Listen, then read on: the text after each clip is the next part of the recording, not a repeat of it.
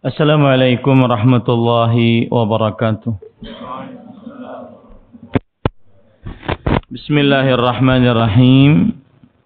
Innal hamdalillah nahmaduhu wa nasta'inuhu wa nastaghfiruh wa na'udzu billahi min shururi anfusina wa sayyiati a'malina. Man yahdihillahu fala mudilla lahu wa man yudlil fala hadiya lahu. وأشهد أن لا إله إلا الله وحده لا شريك له وأشهد أن محمدا عبده ورسوله يا أيها الذين آمنوا اتقوا الله حق تقاته ولا تموتن إلا وأنتم مسلمون يا أيها الناس اتقوا ربكم الذي خلقكم من نفس واحدة وخلق منها زوجها وبث منهما رجال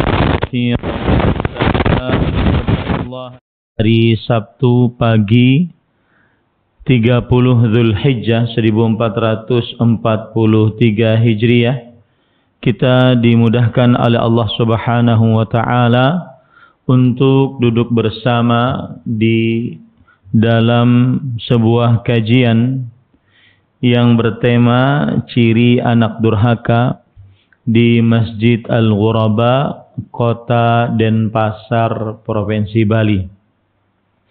Salawat dan salam semoga selalu Allah berikan kepada Nabi kita Muhammad sallallahu alaihi wa ala alihi wasallam, pada keluarga beliau, para sahabat, serta orang-orang yang mengikuti beliau sampai hari kiamat kelak. Dengan nama-nama Allah yang husna dan sifat-sifatnya yang ulia, kita berdoa, Allahumma inna nas'aluka ilman nafi'an wa rizqan tayyiban wa amalan mutaqabbala. Allahumma amin. Ahibati fillah, ahbanillah wa iyyakum. Kaum muslimin yang saya cintai karena Allah, semoga Allah Subhanahu wa taala selalu memberikan afiat kepada kita di dunia dan di akhirat. Allah Subhanahu wa taala berfirman dalam surah An-Nisa ayat 36, wa'budullah wa la tusyriku bihi syai'an wa bil walidaini ihsana. Dan beribadahlah kalian seluruhnya kepada Allah, dan janganlah kalian mensyirikkannya dengan sesuatu apapun. Dan berbaktilah kepada kedua orang tua dengan sebenar-benarnya. Begitu juga Allah Subhanahu wa taala berfirman dalam surat Al-An'am ayat 151, Qul ta'alau atlu ma harrama rabbukum alaikum alla tusyriku bihi syai'an wabil walidaini ihsana. Katakanlah wahai Muhammad sallallahu alaihi wa ala alihi wasallam, marilah kalian ke sini, aku akan bacakan apa yang telah Allah haramkan atas kalian. Janganlah kalian mensyirikkan Allah dengan sesuatu apapun, dan berbaktilah kepada kedua orang tua dengan sebenar-benarnya. Begitu juga Allah berfirman dalam surat Al-Isra ayat 23 sampai 24.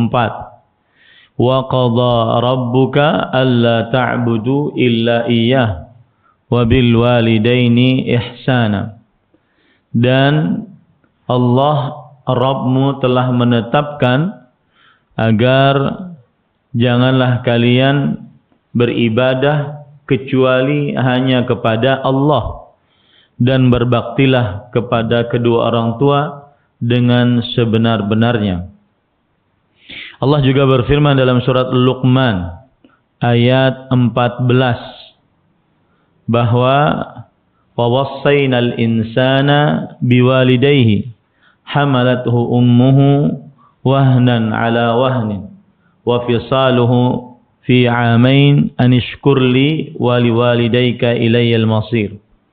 Dan kami telah wasiatkan kepada manusia untuk berbuat baik kepada kedua orang tuanya, ibunya telah mengandungnya dalam keadaan lemah di atas kelemahan dan menyapihnya setelah 2 tahun.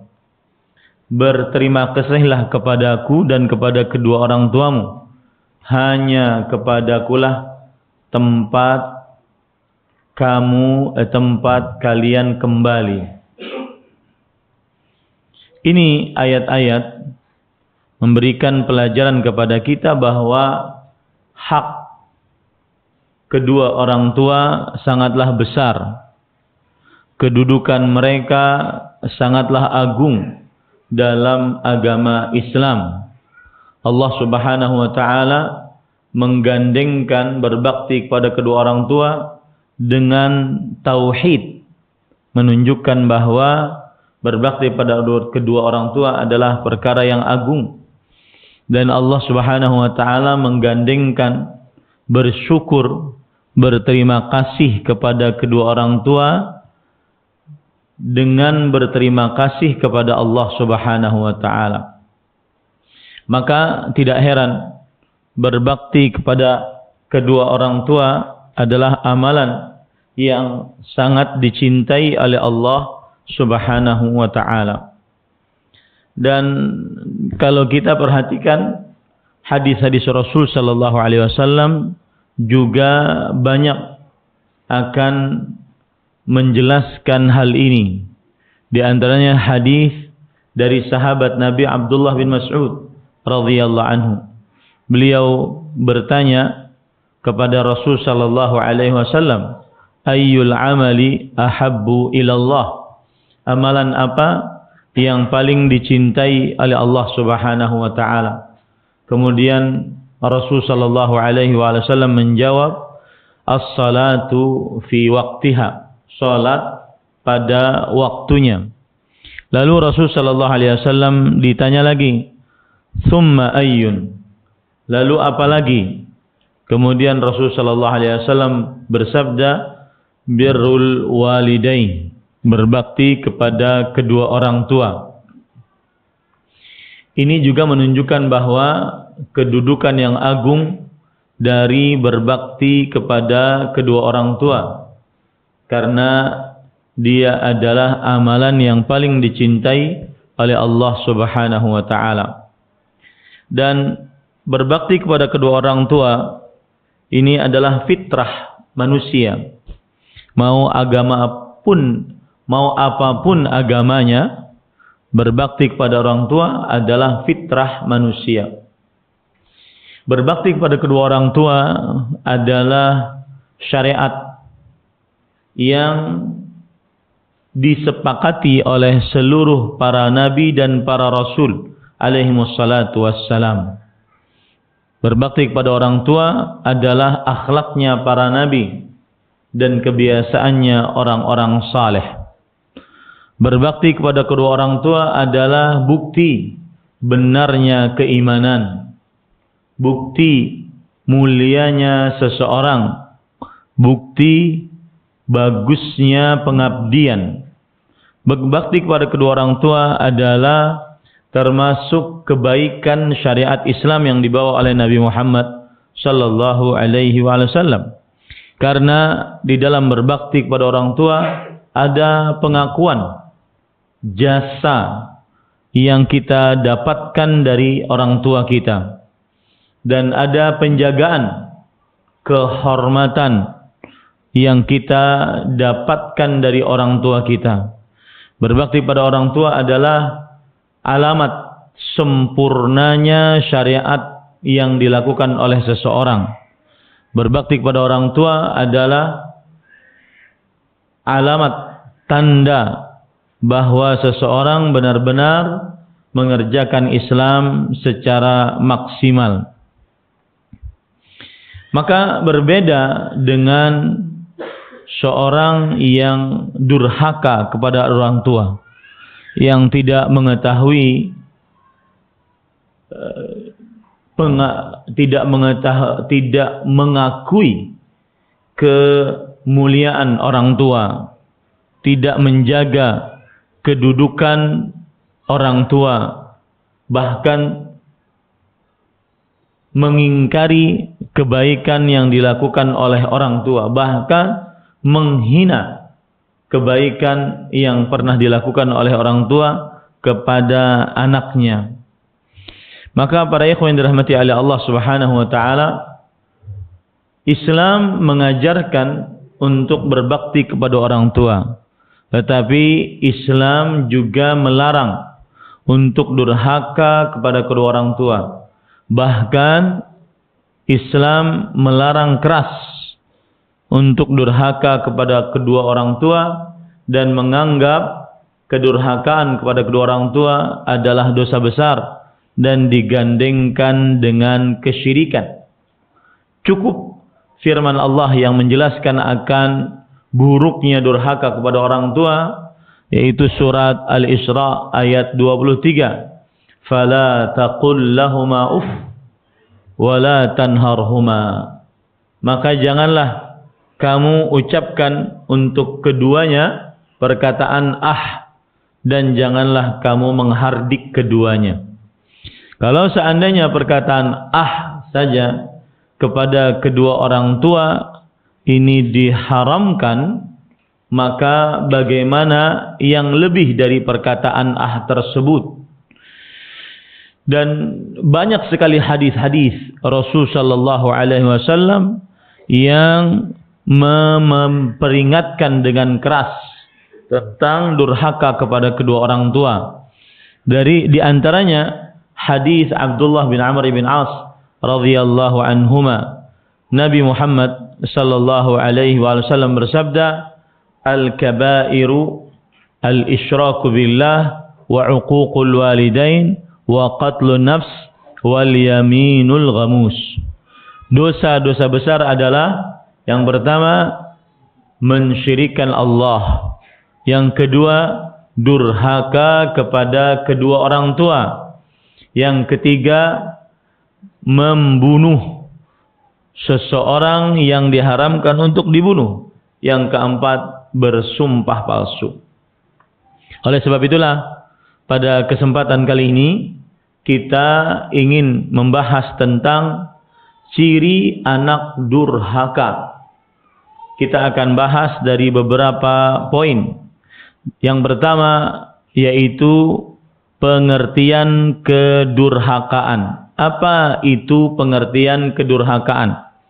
Di dalam bahasa Arab, kedurhakaan adalah al-uquq. Dalam bahasa Arab, kedurhakaan adalah al-uquq. Al-uquq, kalau kita lihat dari kamus besar bahasa Arab, di antaranya Lisanul Arab yang ditulis oleh Ibnu Manzur, beliau berkata, wa aqqa walidahu ya'uquhu 'aqqan wa 'uquqan wa mu'iqqan syaqqa 'asa ta'atihi, yang artinya seorang anak durhaka kepada orang tuanya, melakukan uquq terhadap orang tuanya. Maksudnya adalah, perhatikan, tidak taat. Tidak taat kepada kedua orang tuanya. Ini arti uquq dan pengertian uquq, pengertian kedurhakaan, tidak taat. Wa aqqa walidayhi qata'ahuma wa lam yasil rahimahu minhuma. Dan juga termasuk daripada arti dari uquq, durhaka, adalah memutuskan hubungan rahim dari mereka berdua. Tidak berbicara dengan mereka, tidak menghubungi mereka, tidak mau bertemu dengan mereka. Ini termasuk daripada al-uquq. Jadi arti al-uquq, durhaka, adalah tidak taat kepada mereka. Tentunya ketaatan yang dimaksud di sini adalah ketaatan di dalam kebaikan. Ketaatan di dalam kebaikan, bukan ketaatan di dalam kemaksiatan. Karena kita tidak boleh taat dalam kemaksiatan. Rasul sallallahu alaihi wa alihi wasallam bersabda, la ta'ata li makhluqin fi ma'siyatil khaliq. Tidak ada ketaatan apapun untuk makhluk dalam perihal bermaksiat kepada Allah Subhanahu wa taala. Jadi yang pertama, pengertian al-uquq adalah tidak taat kepada kedua orang tua dalam kebaikan. Kemudian pengertian yang kedua, memutuskan hubungan rahim dengan orang tua. Tidak mau berbicara, tidak mau bertemu, tidak mau bersalaman, tidak mau mengucapkan salam, dan seterusnya. Dan yang ketiga adalah diddul bir. Al-uquq diddul bir, kebalikan dari kebajikan. Setiap dari keburukan yang dilakukan kepada orang tua itu disebut dengan al-uquq, disebut dengan kedurhakaan.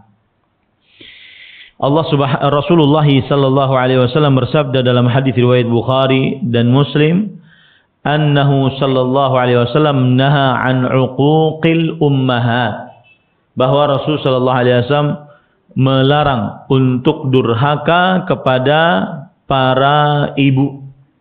Di sini penekanan para ibu menunjukkan bahwa salah satu ujian bagi para anak adalah dia wajib taat kepada ibunya, tidak memutuskan hubungan dengan ibunya, dan tidak berbuat buruk kepada ibunya. Meskipun kadang-kadang pendapat dia benar, meskipun kadang-kadang alasan dia kuat, maka ujian bagi sang anak agar tidak berbuat uquq, durhaka kepada kedua orang tua. Taib. Sekarang para ikhwah yang dirahmati oleh Allah Subhanahu wa taala, poin yang kedua adalah potret atau contoh-contoh dari kedurhakaan kepada kedua orang tua. Yang pertama adalah membuat kedua orang tua menangis dan sedih dengan kelakuan anaknya. Membuat kedua orang tua menangis dan sedih dengan kelakuan anaknya.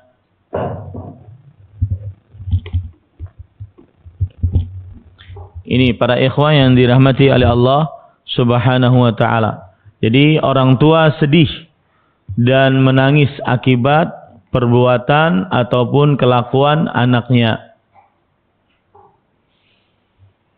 Maka apa saja yang membuat orang tua sedih, baik itu ucapan sang anak, perbuatan sang anak, hasil dari perbuatan sang anak, maka ini termasuk daripada kedurhakaan.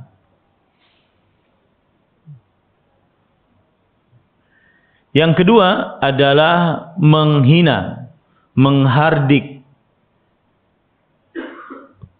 kedua orang tua dengan mengangkat suara. Menghardik, menghina atau mengangkat suara di hadapan kedua orang tua. Maka ini termasuk daripada kedurhakaan. Sebagaimana disebutkan oleh Allah tadi dalam surat Al-Isra ayat 23. Wala tanharhuma wa qul lahuma qawlan karima. Dan janganlah kamu menghardik keduanya, dan ucapkanlah kepada keduanya ucapan yang baik. Kalau kita baca tafsiran dari ayat ini, kita baca dari tafsir Imam Ibnu Katsir rahimahullahu taala, bagaimana yang dimaksud dengan wala tanharhuma, yang kalau kita terjemahkan tadi, dan janganlah kamu membentak, menghardik mereka berdua. Wala yasdur minka ilaihima fi'lun qabih.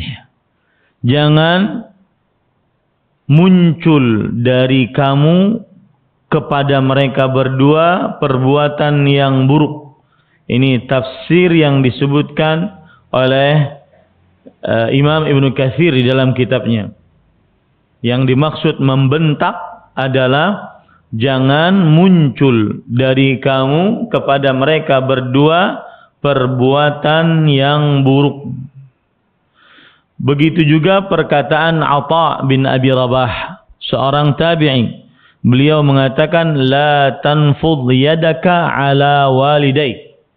Jangan engkau tunjukkan kedua tanganmu kepada kedua orang tuamu. Jangan engkau tunjukkan tanganmu kepada kedua orang tuamu. Kita lihat dari tafsiran Imam Al-Qurtubi rahimahullah. Di dalam kitab beliau Al-Jami' li Ahkamil Quran, yang dikenal dengan tafsir Al-Qurtubi.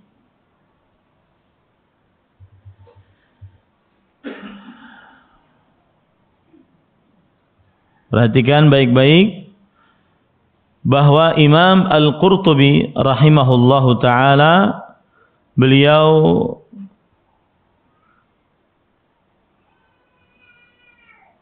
mengatakan fala tanharhuma, maksudnya adalah jangan membentak mereka.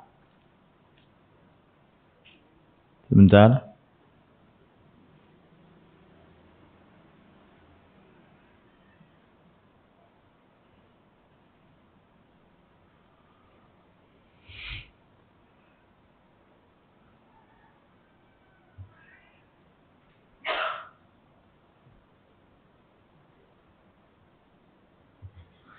Ya, wala tanharhuma, jangan kamu membentak mereka.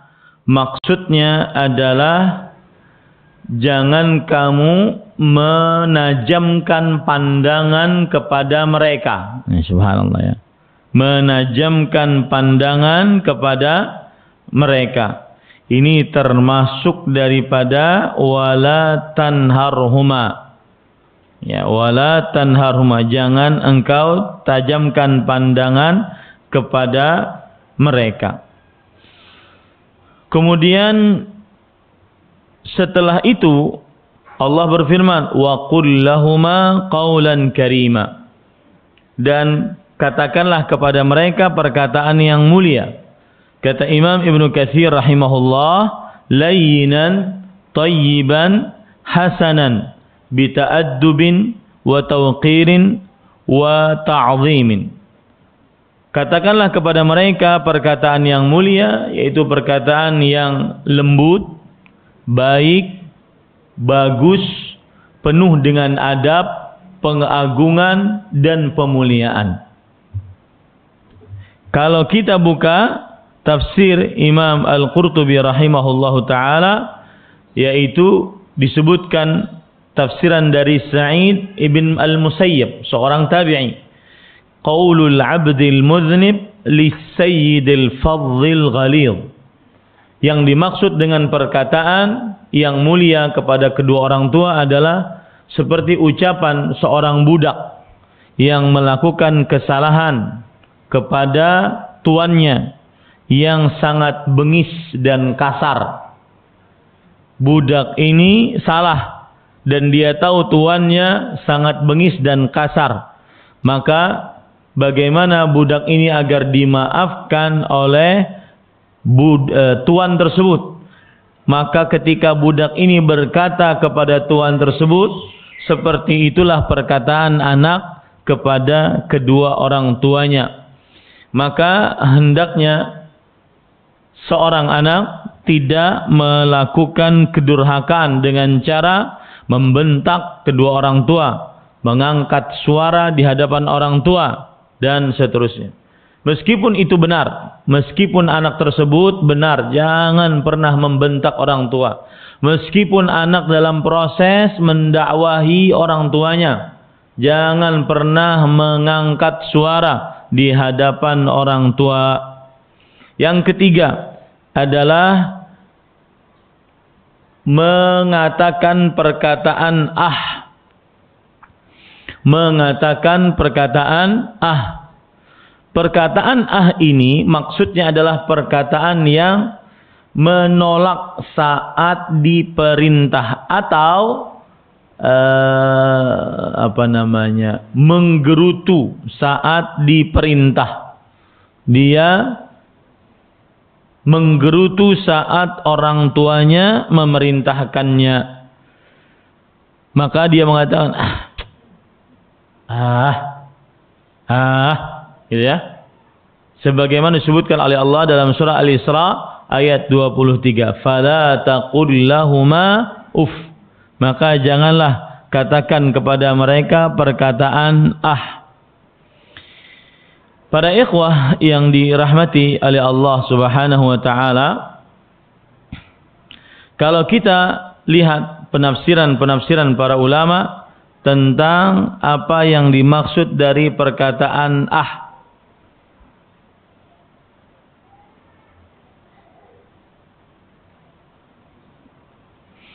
Kata Imam Ibnu Katsir, la tusmi'huma qawlan sayyi'an hatta walat ta'fif alladhi huwa adna maratibil qawli sayyi'.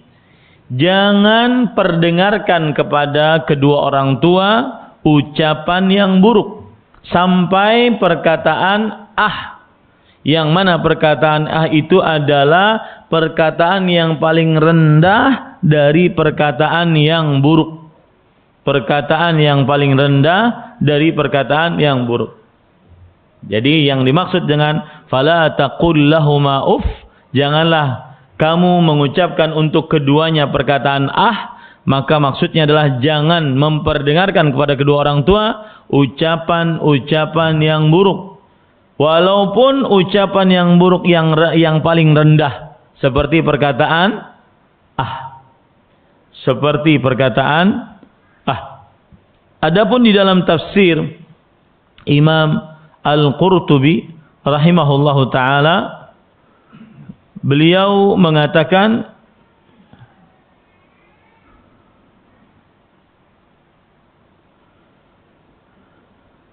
kata Imam Ibnu Katsir, Imam Mujahid berkata, Imam Mujahid ahli tafsir di generasi tabi'in, ma'nahu idza ra'aita minhuma fi hali syekh al-ghaid wal baul alladhi ra'ayahu minka fi as-sighar fala taqdhurhuma wa taqulu uff wal ayatu a'ammu min hadha.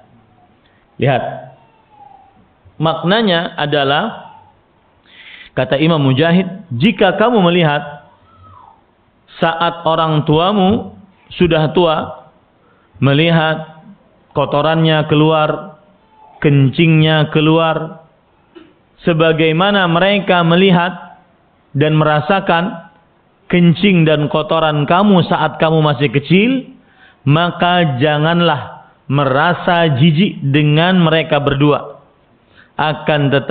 Dan kemudian kamu mengatakan, dan kemudian kamu mengatakan,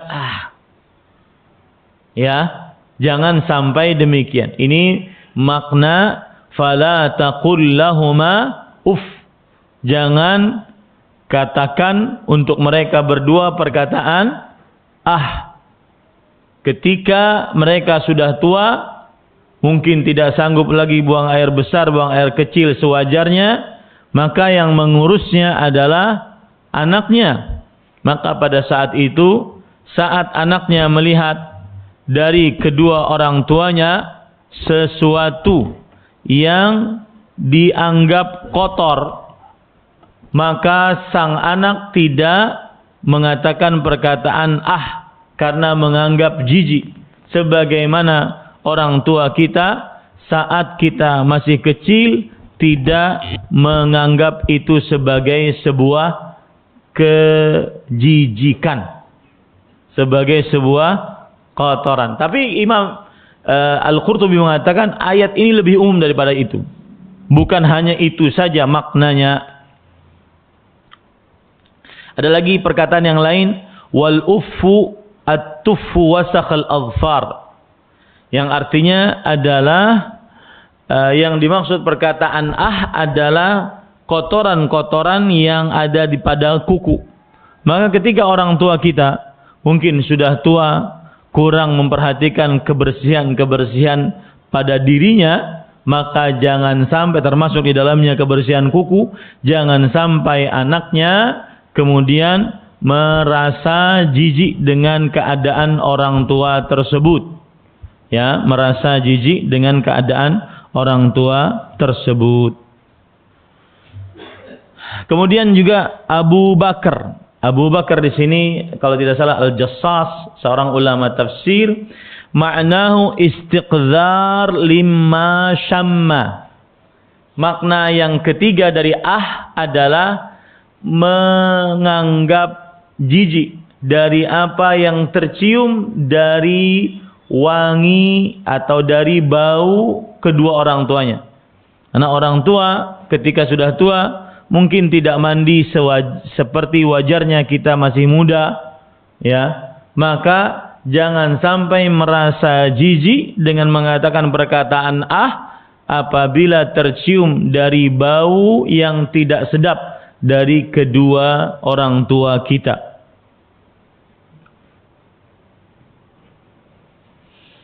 Kemudian para ikhwan yang dirahmati oleh Allah Subhanahu wa taala,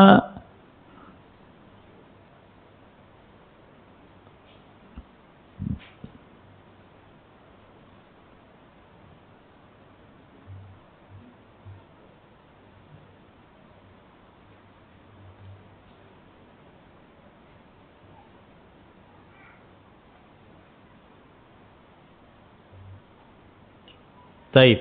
Kemudian ada perkataan menarik di sini dikatakan oleh Imam Al-Qurtubi. Beliau mengatakan, qala ulama'una, ulama-ulama kita berkata, wa innama sarat qawlatu lil abawaini arda syai'in li'annahu rafdhahuma rafdha kufrin ni'mah wa jahadat tarbiyah wa raddal wasiyah allati awsahu fit tanzil.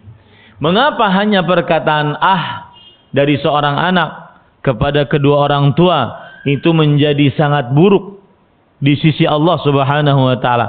Karena ketika seorang anak mengatakan perkataan maka dia sebenarnya sedang kufur nikmat. Nah, ini patut diperhatikan. Mengapa hanya perkataan dari seorang anak kepada kedua orang tua sangat dilarang di dalam syariat Islam? Karena salah satu sebabnya adalah karena dia sedang kufur nikmat. Dia sedang kufur nikmat. Kemudian yang kedua, dia menolak apa yang Allah wasiatkan di dalam Al-Quran. Karena dia menolak apa yang Allah wasiatkan dalam Al-Quran. Karena dalam Al-Quran Allah berwasiat agar anak berbakti kepada kedua orang tuanya. Wassaynal insana biwalidayhi husna. Kami wasiatkan anak untuk berbakti kepada kedua orang tuanya dengan sebakti-baktinya. Ketika anak tersebut mengatakan perkataan maka berarti dia sedang mengingkari wasiat dari Al-Quran tersebut. Naam. Kemudian tanda yang keempat, yaitu berwajah yang cemberut. Kemudian dahi yang mengkerut, ya, di hadapan keduanya.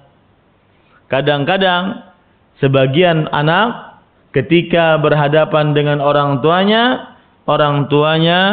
dicemberuti. Orang tuanya dikerutkan dahinya, tanda dia tidak suka kepada orang tuanya tersebut. Dan para ikhwah, kadang kita dapati sebagian anak dia durhaka kepada orang tuanya dengan cara yang tadi saya sebutkan. Di antaranya adalah bahwa sang anak akhirnya menjadikan orang tua yang sudah tua sebagai olok-olokan. Orang tua yang sudah tua kan kadang susah untuk mendengar, kemudian baunya sudah tidak nyaman, kemudian mungkin jarang gosok gigi, ya, maka akhirnya jadikan olok-olokan. Ini durhaka, ya. orang tuanya tuli ataupun kurang pendengarannya karena sudah tua, faktor usia, maka kemudian dijadikan sebagai olok-olokan. Ini tidak benar. Ini kedurhakaan. Ya. Termasuk di dalamnya adalah yaitu seorang yang berwajah masam, bermuka masam, kemudian bermuka cemberut, berdahi mengkerut di hadapan kedua orang tuanya dalam keadaan marah terhadap kedua orang tuanya. Kemudian yang kelima, yang keempat tadi itu ya, yang kelima adalah melihat kepada kedua orang tuanya dengan penglihatan penghinaan, pengrendahan, pengolok-olokan. Melihat kepada kedua orang tuanya dengan penglihatan penghinaan dan pengolok-olokan. Disebutkan dalam kitab Syiar A'lamin Nubala, sejarah para orang-orang terkenal yang ditulis oleh Imam Az-Zahabi, bahwa Urwah bin Zubair ini adalah keponakannya Aisyah. Urwah bin Zubair, beliau berkata, "Ma barra walidahu man shadda tarafa ilaih." Tidak berbakti kepada kedua orang tuanya seorang anak yang menajamkan pandangan kepada orang tuanya. Ya, apa namanya itu? Bahasa Indonesia apa? Melotot kepada kedua orang tuanya. Tidak berbakti kepada kedua orang tua yang melotot kepada kedua orang tuanya. Ini perkataan Urwah bin Zubair. Seperti yang tadi malam saya sebutkan, bahwa saya sangat suka sekali kalau ada kajian menyebutkan dalil, menyebutkan dalil dari Al-Quran, hadis Rasul, kemudian perkataan para ulama salaf. Karena akhirnya kita tidak menafsiri sendiri dengan perkataan tersebut. Meskipun kadang-kadang kita harus cari dulu, ya, jamaah menunggu, tidak mengapa. Yang penting kita baca kitabnya. Ya, majelis ilmu tidak seorang ustadz harus mengoreksi niatnya bahwa yang ingin dia sampaikan adalah ilmu, bukan yang ingin dia pertontonkan hafalannya. Ya, yang ingin dia sampaikan adalah apa? Ilmu agama. Dan juga para jamaah harus memahami bahwa ketika seorang yang ingin benar-benar sempurna menyampaikan ilmu, maka ustaz tersebut harus nyari dari kitab ini, penjelasan ini, baca sini, baca sana. Bukan hanya sekedar pemahaman dari kantongnya sendiri. Apalagi kadang-kadang pemahamannya belum dipahami satu imam pun, satu ulama pun sebelumnya. Nah, ini para ikhwan yang dirahmati oleh Allah.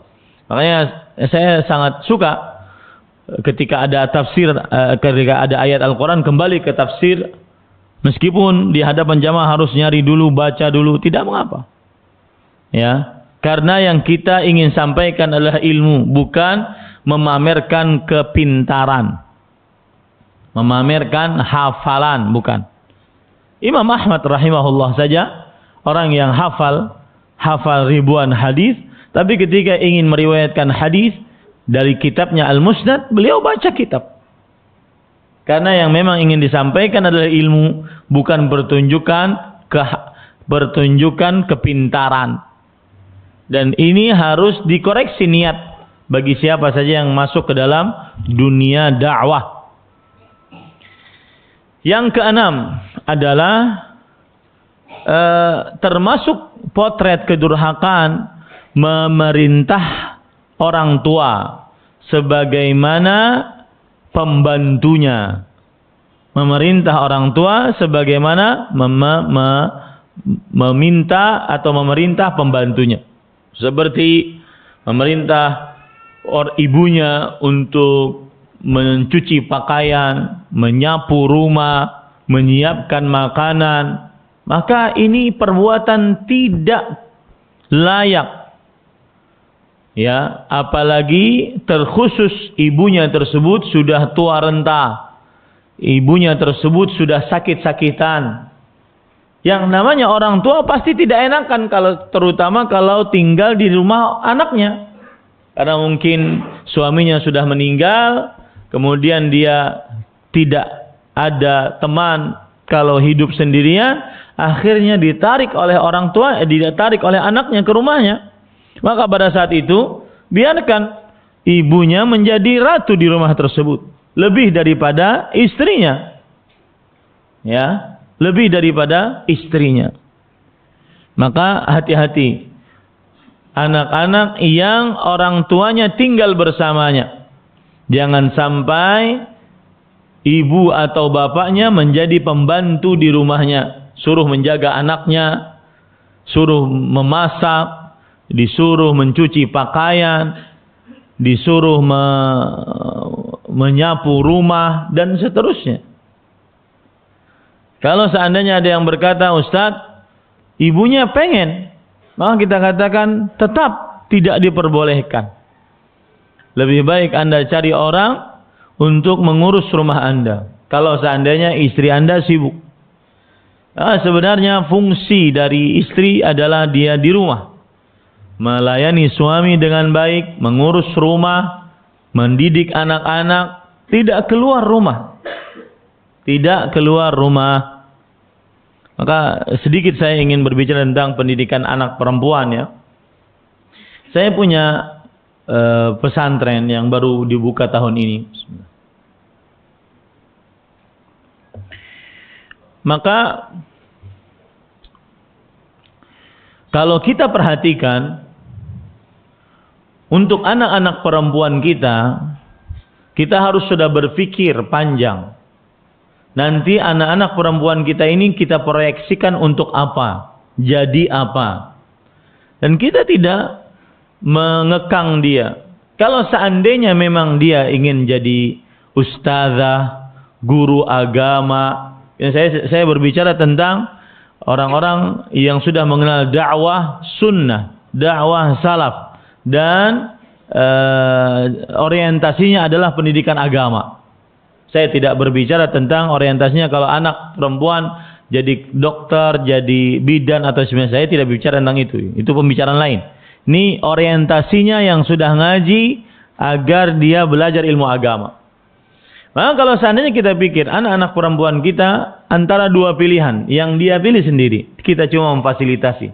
Kalau seandainya dia sebagai anak yang ingin mengajar ilmu agama, meneruskan sekolah di kuliah-kuliah jurusan agama, atau menjadi penuntut ilmu agama, atau bahkan pendakwah, atau bahkan menjadi mudirah, yaitu pimpinan pesantren, maka dia harus tinggi sekolahnya untuk keperluan dia mengajar, berdakwah, mengurus pesantren dan semisalnya. Akan tetapi tinggi di sini maksudnya SMP, SMA, lulus kemudian lanjut dia belajar ilmu agama di universitas. Baik itu sampai S1, S2, S3. Tetapi kalau seandainya anak perempuan kita toh nanti akhirnya ujungnya hanya menjadi bukan berarti peremehan, yaitu hanya pembatasan, maksud saya hanya menjadi sebagai istri dan ibu rumah tangga, maka tidak terlalu urgen bagi dia untuk melanjutkan S1 atau S2 jurusan keagamaan. Mengapa demikian? Karena anak akan bersama dia cuma 12 tahun dari mulai lahir, hanya sampai umur SD. Ini sekali lagi saya membicarakan tentang keluarga yang sudah mengenal dakwah sunnah, dakwah salaf, yang orientasinya anak-anaknya ke pesantren. Ya, saya tidak mengatakan bahwa tidak boleh ke umum, tidak. Saya mengatakan saya membicarakan pembicaraan ini. Kalau ditanya nanti Ustaz kalau ke umum bagaimana, nanti saya akan jawab. Tapi kalau seandainya kita berbicara orientasi anaknya ke pesantren, maka tidak lebih dari 12 tahun dia bersama anaknya. Seorang ibu mendidik anaknya sampai umur 12 tahun tidak memerlukan ilmu-ilmu yang begitu tinggi sampai S1, sampai S2, sampai S3. Sampai sini paham maksud saya? Ya. Dan yang bahkan lebih diperhatikan oleh seorang anak perempuan adalah bagaimana dia bisa menjadi istri yang terbaik bagi suaminya. Menservis suami di atas ranjang, menservis suami melalui perut suami, makanan-makanan yang indah, makanan-makanan yang lezat, menservis suami dari penampilan, itu diperlukan untuk anak-anak perempuan kita. Dari ujung rambut sampai ujung jempol kakinya wangi semua. Itu semestinya yang didapati dari anak-anak perempuan kita. Dan di samping dia memiliki ilmu-ilmu pendidikan Islam, ilmu-ilmu agama Islam, seperti akidah dasar tentang tauhid, rukun Islam, rukun iman, kemudian darah-darah kebiasaan wanita muslimah. Cukup itu bagi seorang anak perempuan muslimah. Bahkan saya tidak terlalu excited anak-anak perempuan harus hafal 30 juz, tidak. Yang paling penting dia bisa membaca Al-Quran dan bagus makhraj dan tajwidnya. Yang lebih utama lagi dia bisa mampu tegar, kokoh, sabar, ngajar, didik anaknya. Tidak perlu ke TPA. Tidak perlu ke TPQ. Tidak perlu. Kenapa? Karena ibunya adalah madrasah pertama paling utama bagi anak-anaknya. Karena ada sebagian wanita hafizah, hafal dirinya Al-Quran, tapi ketika disuruh mengajari anak-anaknya tidak kuat. Akhirnya dia kasih kepada orang lain. Lalu apa manfaat dia hafizah? Nah, ini semestinya yang harus dipikirkan oleh para orang tua yang mempunyai anak-anak perempuan. Ya, ini nanti anak saya proyeksikan apa gitu. Jadi ada 2 poin di situ. Dia punya ilmu keagamaan, ilmu-ilmu dasar keagamaan yang untuk mengajari anaknya sampai SD. Kemudian setelah itu dia memiliki ilmu-ilmu untuk menservis suami, bagaimana membahagiakan suami, kemudian bagaimana mendidik anak. Kadang kita dapati istri kita hanya untuk mengajari satu huruf Iqra, itu dia bisa berpekan-pekan. Satu huruf Iqra. Kalau seandainya sang muslimah ini tidak terdidik dari awal, maka dia akan stres menghadapi anaknya. Dia akan mudah keluar umpatan-umpatan dari mulutnya yang itu sangat mudah dikabulkan oleh Allah Subhanahu wa taala. Nah, ini perhatikan ya Bapak Ibu, saudara-saudari yang dimuliakan oleh Allah. Maka saya nasihatkan kembali ke permasalahan tadi. Yang keenam, memerintah kedua orang tua, terutama ibu, untuk menjadi pembantu di rumahnya. Ini termasuk kedurhakaan. Ibu duduk manis, setiap pagi kita nanya, mau makan apa ibu? Setiap pagi kita katakan, mau dibelikan apa ibu? Setiap kali makan. Makanya disinilah letak berjihad, berbakti kepada orang tua lebih daripada berjihad melawan musuh. Rasul sallallahu alaihi wasallam bersabda, "Fa fihima fajahid." Maka berbaktilah kepada kedua orang tua. Yang ketujuh, para ikhwan yang dirahmati oleh Allah, yaitu mencela makanan yang disediakan oleh orang tua. Mencela makanan yang disediakan oleh orang tua. Dan di sini ada 2 adab yang tercela. Yaitu, atau 2 kelakuan lebih tepatnya yang tercela. Yaitu, pertama, mencela makanan. Rasul sallallahu alaihi wasallam tidak pernah mencela makanan. Yang kedua adalah kurang beradab kepada ibu yang sudah memasak makanan tersebut. Dalam hadis yang diriwayatkan oleh Imam Bukhari, Imam Muslim, Nabi Muhammad sallallahu alaihi wasallam ma'aba ta'aman qattu. Rasulullah sallallahu alaihi wasallam tidak pernah mencela makanan sedikit pun. In a'jabahu akal wa illa tarakah. Jika beliau suka, dia makan. Jika tidak suka, maka beliau tinggalkan. Nah, ini perlu salah satu hal, kembali ke anak perempuan tadi. Ini didikan bahwa seorang istri, salah satu yang patut dia ketahui adalah kalau suaminya ingin makan, maka dia beritahu kepada suaminya, Mas, kalau seandainya ini makanan enak, silahkan makan. Berarti saya tahu engkau suka makanan ini. Kalau tidak enak, maka tinggalkan. Berarti saya tahu engkau tidak suka. Dan kedepannya saya tidak akan menyediakannya. Atau kedepannya saya akan memperbaiki rasanya. Ini perlu latihan anak-anak perempuan kita. Ya, ini para ikhwah. Kemudian saya nasihatkan juga. Ini kadang-kadang sangat ironi memang. Sebagian ikhwah yang sudah ngaji dakwah sunnah, dakwah salaf, bahkan menjadi panitia pengajian, ya, ketika mengawinkan anak perempuannya, dikawinkan dengan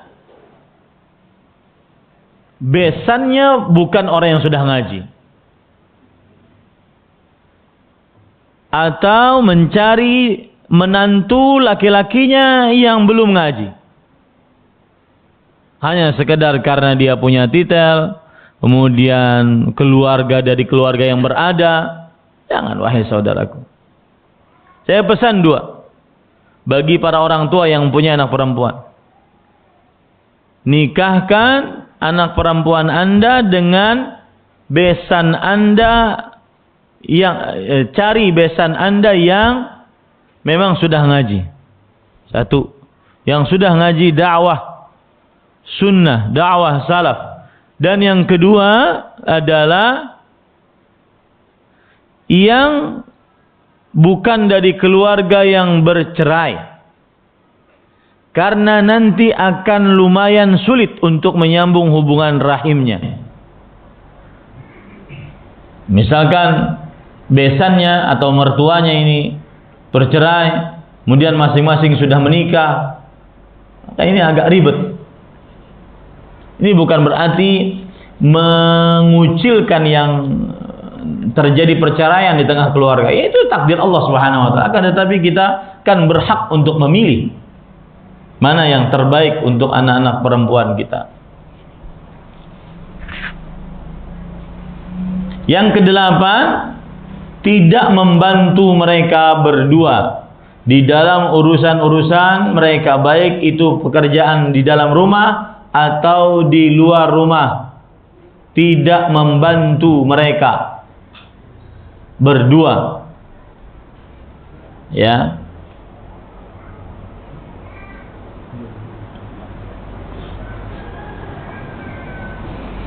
Yang kesembilan adalah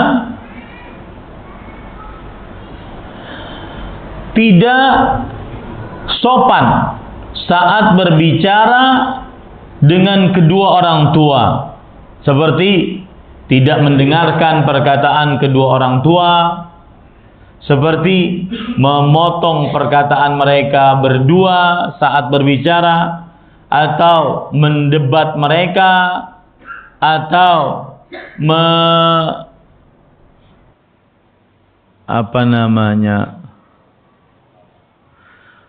mengajak bertengkar dengan mereka berdua. Maka ini termasuk daripada tidak berbakti kepada kedua orang tua. Yang ke-10 adalah jarang meminta pendapat dari mereka berdua. Tidak minta izin dalam perkara-perkara apapun kepada mereka berdua. Baik itu dalam perkara nikah, baik itu dalam perkara talak, baik itu dalam perkara mencari pekerjaan, mencari rumah, membangun rumah, atau yang semisalnya. Maka ini termasuk daripada kedurhakaan, tidak meminta saran dari mereka saat dalam urusan-urusan. Ini saya perhatikan kadang-kadang anak bisa berbakti kepada orang tuanya dari mulai umur 15 tahun sampai umur 20-an. Ketika sudah umur 20-an atau 25 mau menikah, mulai dia durhaka dengan cara dia marah karena ibu atau bapaknya tidak setuju dengan pilihannya. Tidak perlu marah, tetapi berdiskusilah. Kira-kira apa sebabnya bapak ibu tidak menyukai pilihan saya? Pokoknya saya tidak suka. Ya sudah, terima. Itu lebih berkah. Terima. Apalagi kalau seandainya menyebutkan alasan. Alasannya sesuai dengan syariat. Ya, ini pengalaman saya. Ketika umur 20-an, sebelum mengenal dakwah, saya kenal dengan seorang perempuan, bahkan pergi ke rumah perempuan tersebut untuk minta izin kepada orang tuanya, karena laki kan begitu, nggak pacaran kita. Ya, harus datang ke rumah orang tuanya dan sudah ada janji semisalnya. Maka sang ibu, mama saya rahimahullah yang sudah meninggal, mengatakan, kamu lebih baik sekolah dulu, tidak untuk menikah. Maka saya katakan siap. Dan putuskan hubungan tersebut sekarang juga di hadapan saya. Wah, berat itu. Ya, apalagi sudah katanya CNTA. Ini belum kenal dakwah saya, belum kenal dakwah, belum ke Madinah. Karena saya kenal dakwah di Madinah. Maka para ikhwan yang dirahmati oleh Allah Subhanahu wa taala, akhirnya dulu tidak ada WhatsApp, tidak ada, yang ada telepon. Ibu saya di samping, kemudian saya nelpon keluarganya. Saya bilang, mohon maaf Pak, ini hubungan tidak bisa dilanjutkan karena ibu tidak menerima. Saya harus sekolah dulu. Selesai. Dan walhasil, semoga Allah Subhanahu wa taala memberikan berkah kepada seluruh keluarga-keluarga kaum muslimin. Akhirnya mendapatkan gantian yang lebih-lebih daripada yang kita harapkan. Ya, yang lebih-lebih. Maka taatilah orang tua selama bukan maksiat, taatilah pilihan orang tua. Karena di dalamnya terdapat berkah. Baik orang tua kita itu ahli agama, tidak ahli agama, maka taatilah, di dalamnya terdapat berkah. Tidak ada pahala yang ingin Allah segerakan memberikannya kepada seseorang di dunia dibandingkan amal berbakti kepada orang tua.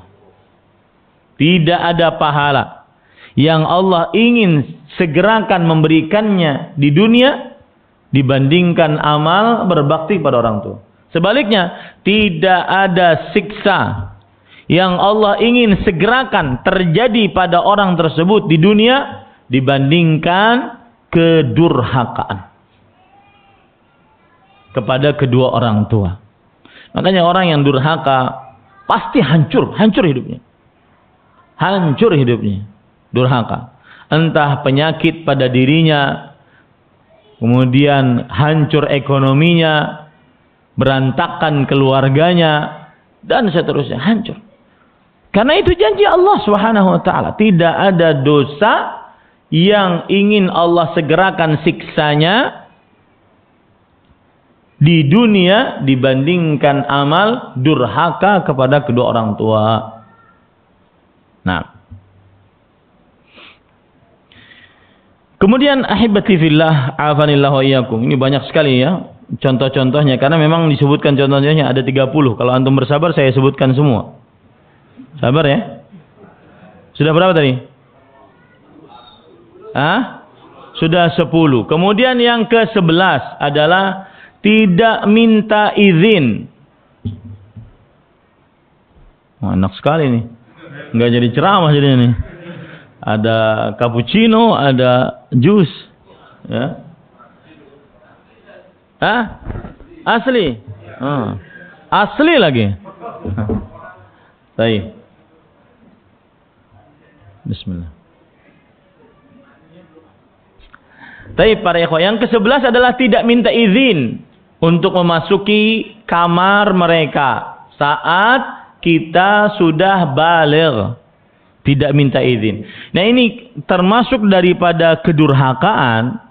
Dari poin ke-11 ini adalah kadang-kadang anak yang sudah baligh melihat aurat-aurat besar orang tuanya. Anak perempuan melihat aurat besar bapaknya. Seperti qubul dan dubur. Anak laki-laki melihat aurat besar ibunya. Seperti qubul dan dubur, kemudian buah dadanya. Ini durhaka, dosa besar ini. Termasuk di dalamnya adalah saat memandikan kedua orang tua. Saat memandikan kedua orang tua. Maka anak laki-laki tidak diperbolehkan memandikan ibunya. Karena akan memegang aurat sang ibu. Dan itu kedurhakaan. Anak perempuan tidak memandikan jenazah bapaknya. Karena akan terbuka aurat dari bapak tersebut. Nah, ini Bapak Ibu saudara-saudari, maka minta izin. Ya. Yang ke-12 adalah membuat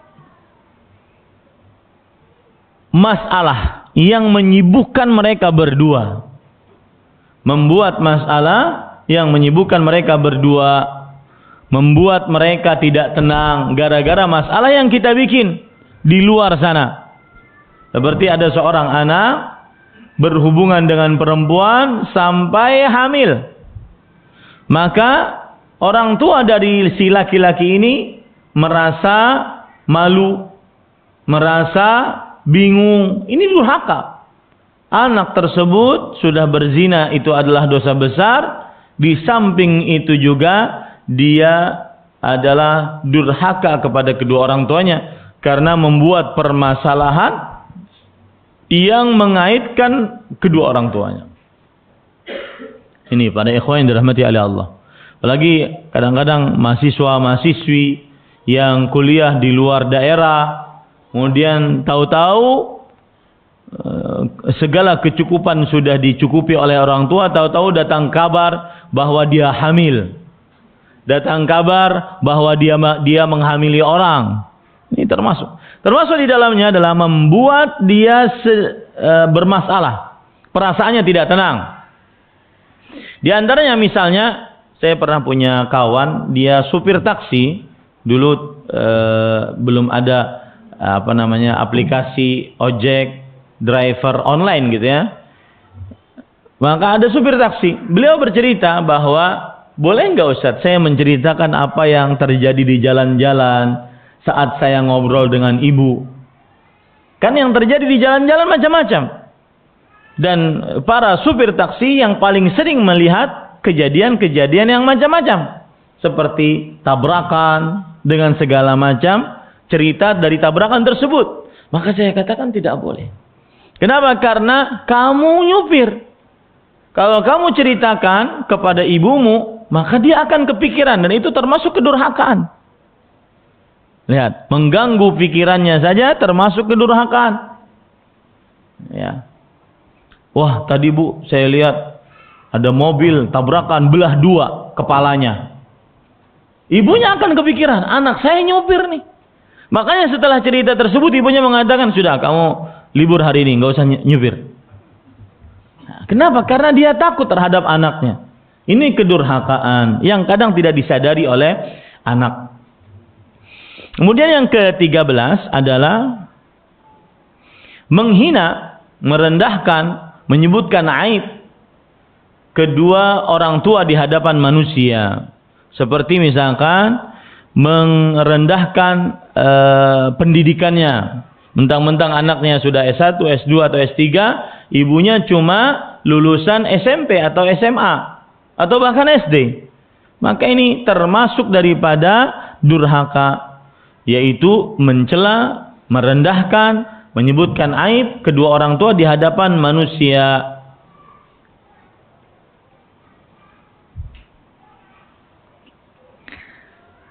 Yang ada, yang semestinya harus ada adalah harus memuliakan mereka dengan segala macam status pendidikan mereka. Ya. Harus memuliakan mereka. Saya pernah waktu makan-makan, dan saya suka kalau makan-makan itu diajak bapak saya. Saya suka. Sebagian anak kadang-kadang tidak suka. Ya. Kalau saya ngisi pengajian kemudian ada bapak saya ikut makan diajak oleh panitia, saya suka. Karena itu termasuk kebanggaan orang tua terhadap anaknya. Oh, anaknya dihormati orang. Nah, salah satu hal yang menarik adalah saat makan-makan, maka bapak saya ditanya di hadapan saya tuh. Oh, dia ada banyak ikhwah. Kemudian bapak saya ditanya, ini yang nanya juga rese. Mereka menyebutnya ayahanda. Ayahanda, ini Ustaz Ahmad kalau ingin poligami bagaimana? Dibolehkan atau enggak? Saya kira jawabannya apa gitu ya. Saya kira cupu, ternyata suhu. Apa jawabannya? Kalau Ustaz Ahmad ingin lebih banyak pahalanya, mendingan nikahkan bapaknya lagi saja. Mantap kan? Ya. Ini para ikhwan, maka ini termasuk memuliakan, karena ajak orang tua kita untuk duduk bareng dengan kita saat kita dihormati orang, saat kita dimuliakan orang, sehingga dia tahu anaknya sedang bermanfaat untuk orang lain.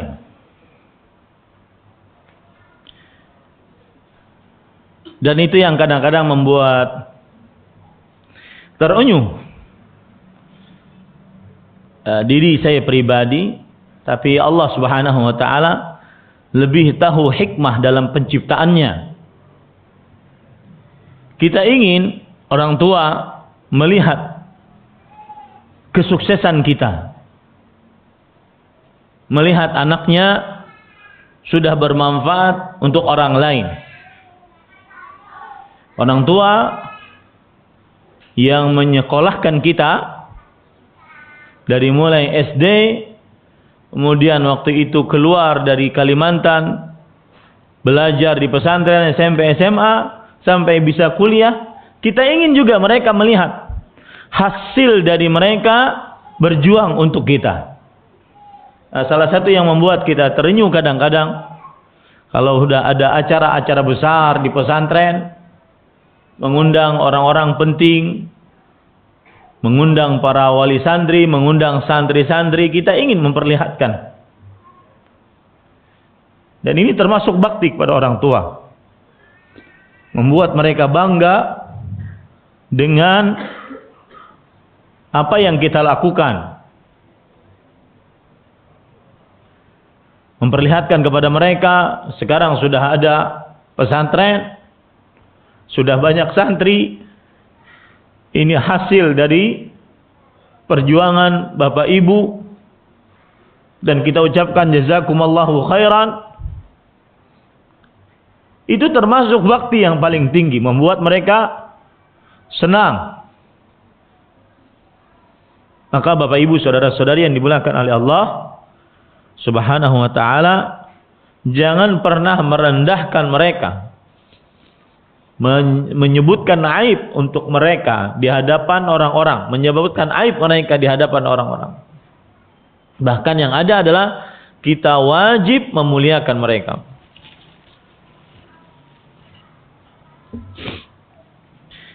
Yang ke-14 adalah menghina mereka, mencaci mereka berdua. Ini termasuk daripada kedurhakaan. Baik itu penghinaan secara langsung dari anak kepada orang tua, atau sang anak menjadi penyebab sehingga orang tuanya dihina. Atau sang anak menjadi penyebab sehingga orang tuanya dihina. Dalam hadis yang diriwayatkan oleh Imam Bukhari dalam kitab Al-Adabul Mufrad,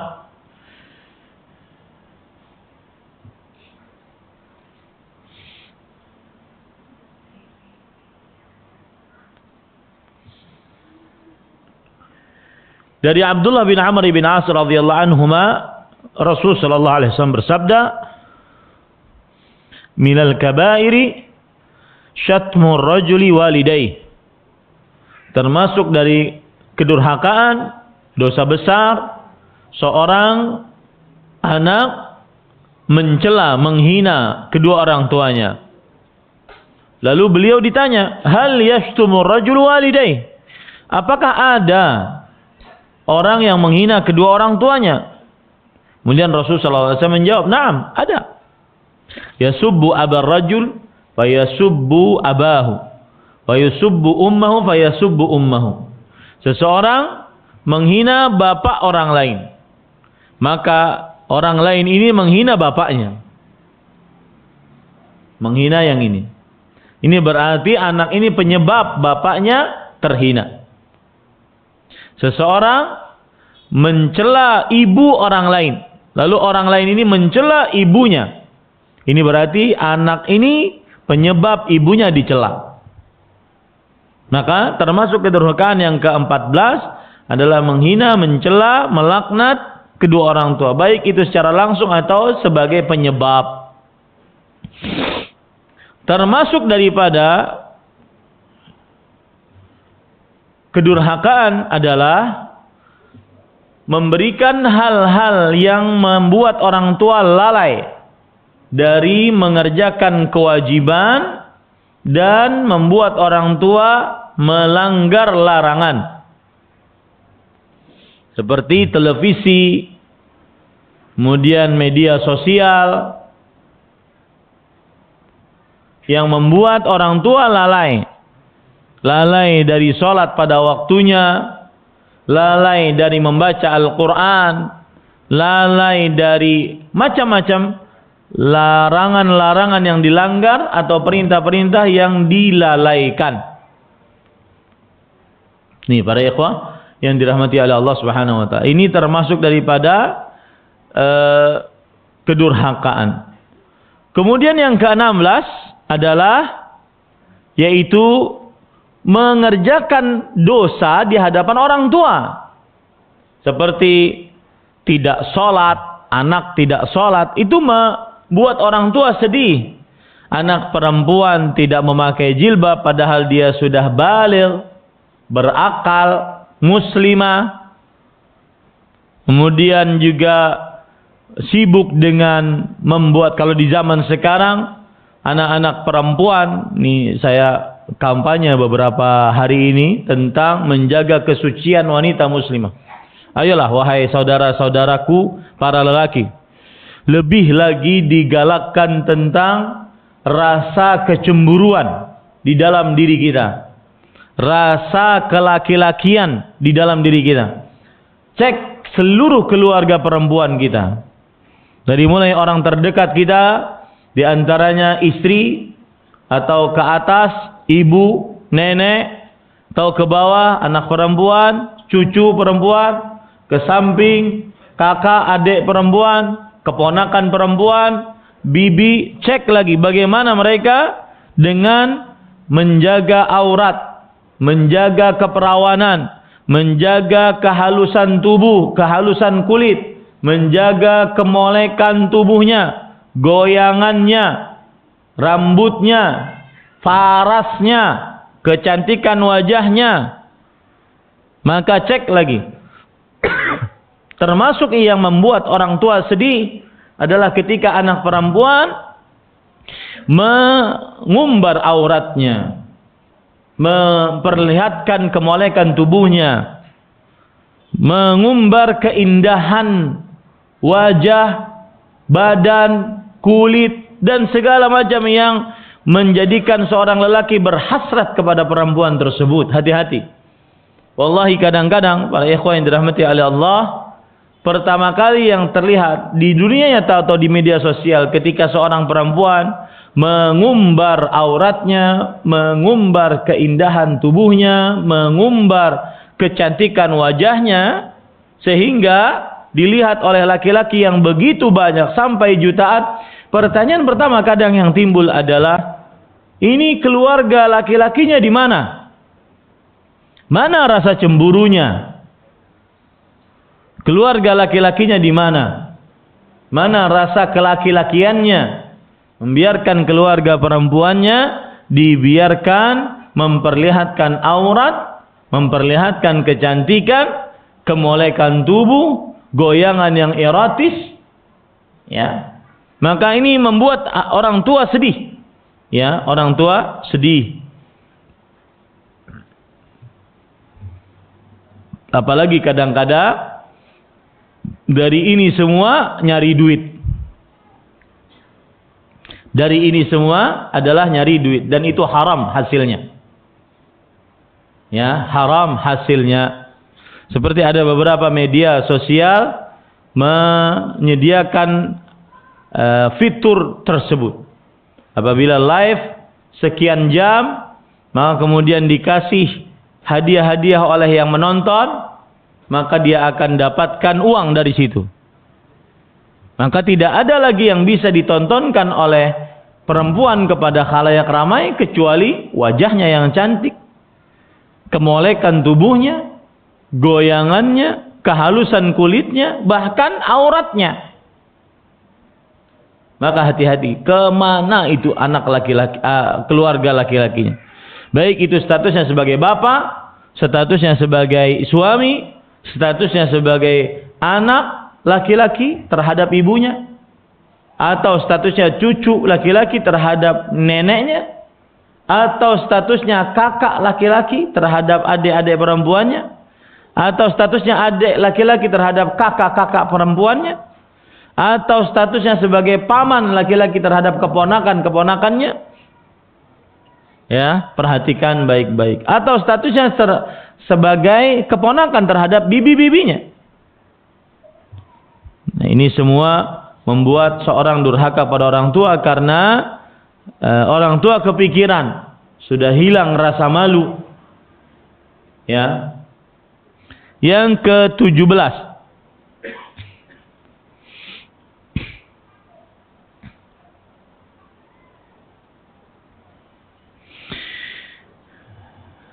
Termasuk daripada yang membuat orang tua yang durhaka kepada orang tua adalah terlalu lama di luar rumah.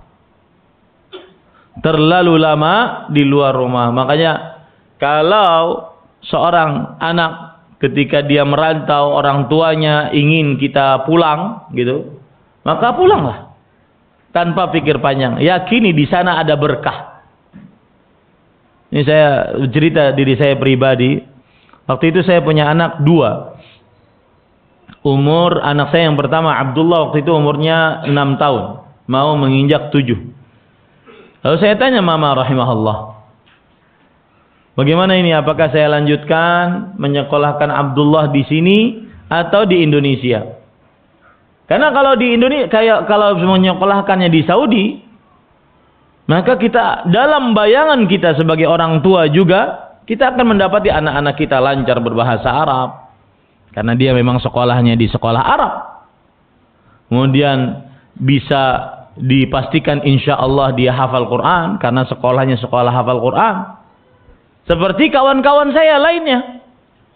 Yang sudah menyekolahkan anak-anaknya dari mulai semenjak anak 7 tahun sampai selesai. Itu kan surga kita sebagai orang tua. Akan tetapi mama rahimahullah mengatakan pulang. Saya sudah tua. Taib. Tanpa ada tetapi tidak. Siap, saya akan pulang. Cuma satu syaratnya, mama harus tinggal bersama saya. Saya bukakan rumah, kemudian tinggal bersama saya. Dan saya pesan sebagai sebuah pengalaman.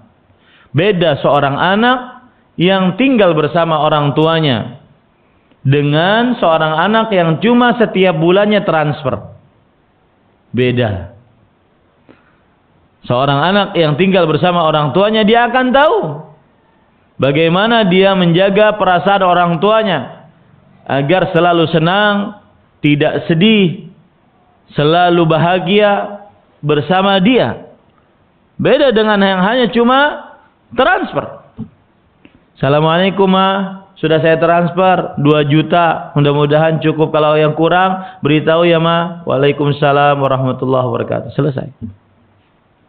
Beda yang benar-benar tahu kapan ibu senang, ibu gembira, ibu kepikiran kepada anak-anaknya yang lain. Beda. Ya. Dan Allah bertakdir 1,5 tahun saya bersama beliau setelah melanglang buana. Seperti yang saya ungkapkan tadi. Saya bersama ibu saya serumah hanya sampai umur SD. Setelah itu saya di pesantren. SMP, SMA di pesantren. Kemudian setelah SMA saya hafal Quran di pesantren lagi. Kemudian setelah itu kuliah di Madinah jauh lagi. Pulang paling ke rumah 1 bulan, 2 pekan, 1 pekan, cuma segitu.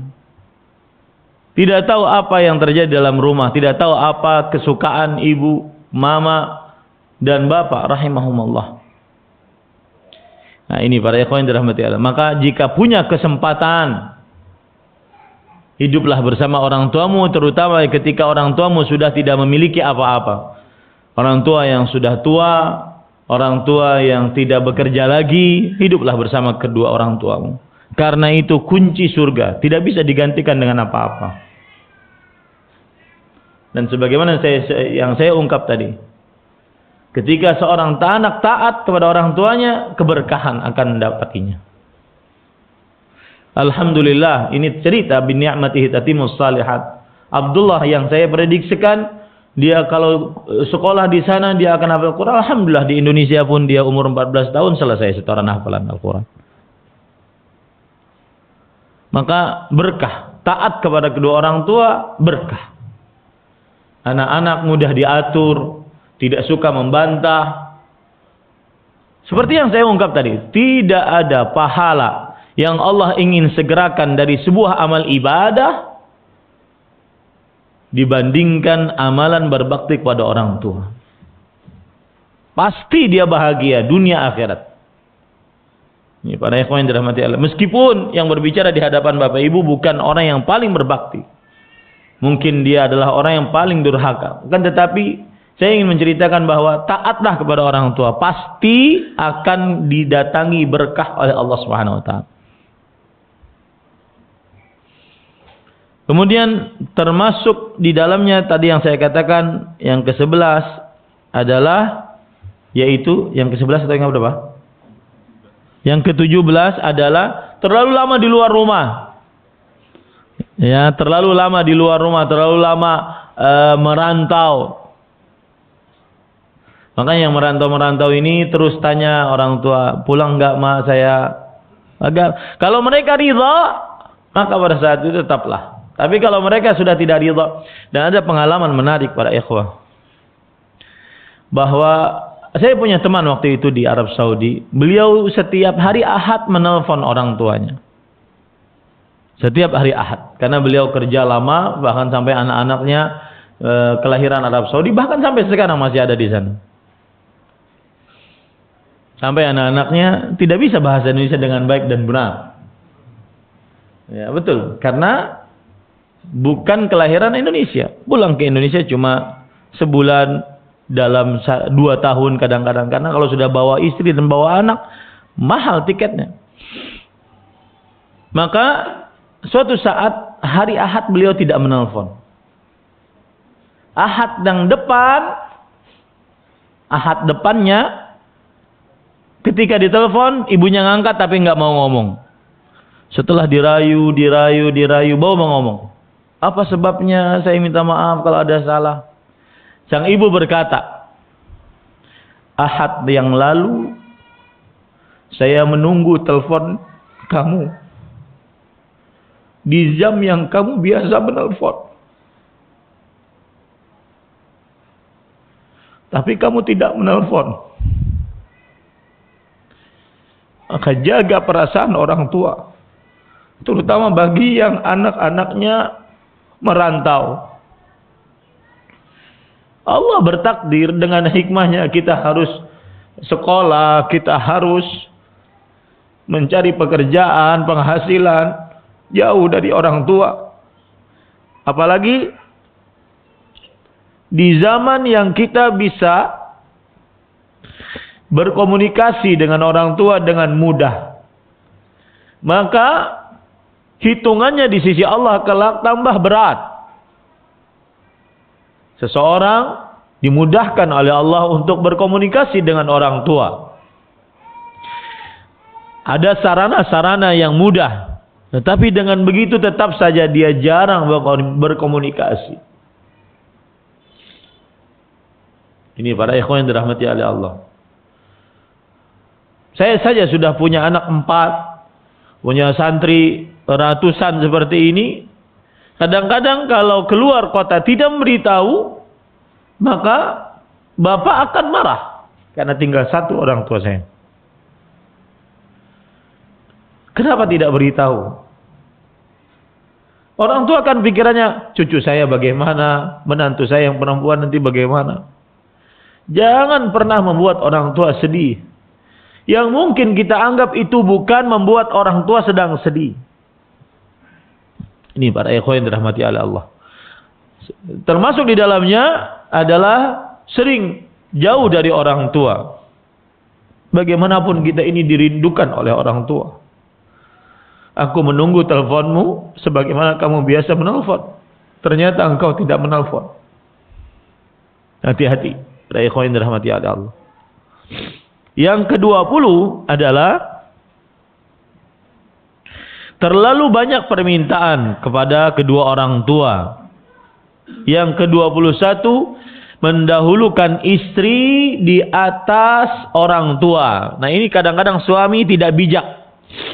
Suami tidak bijak terhadap keluarganya. Kita harus proporsional. Kita wajib mendahulukan kedua orang tua daripada istri dan anak-anak. Akan tetapi tidak boleh kita menelantarkan istri dan anak-anak kita. Begitu cara berpikirnya. Jadi kalau diurut secara tertib, maka orang tua pertama dan istri anak kedua. Tetapi meskipun demikian, tidak diperbolehkan kita untuk menelantarkan istri dan anak-anak kita gara-gara kita berbakti kepada orang tua. Ini tidak boleh. Saya beri contoh, misalkan sang istri, salah satu haknya adalah dia ingin tinggal sendiri di rumah sendiri, tidak bergabung dengan mertuanya. Terutama kalau seandainya ada mertua perempuan, itu sudah menjadi isu internasional. Susah digabung antara istri dengan mertua perempuan. Ya. Maka pada saat itu termasuk hak istri adalah tinggal sendiri di tempat yang disediakan oleh suami. Meskipun sang suami ingin berbakti kepada ibunya, kepada bapaknya, maka tidak ada keharusan sang istri tinggal di rumah mertuanya. Apalagi kadang-kadang di rumah mertua ada ipar-ipar yang membuat sang suami, sang istri sangat terbatas untuk bergerak, untuk keluar. Ya, bukan kedurhakaan dari istri jika dia meminta kepada suaminya agar bertempat tinggal sendiri sementara suami ingin berbakti kepada ibunya. Bukan kedurhakaan. Sang suamilah yang harus berusaha semaksimal mungkin bagaimana dia bisa berbakti kepada ibu dan dia tidak menelantarkan anak dan istrinya.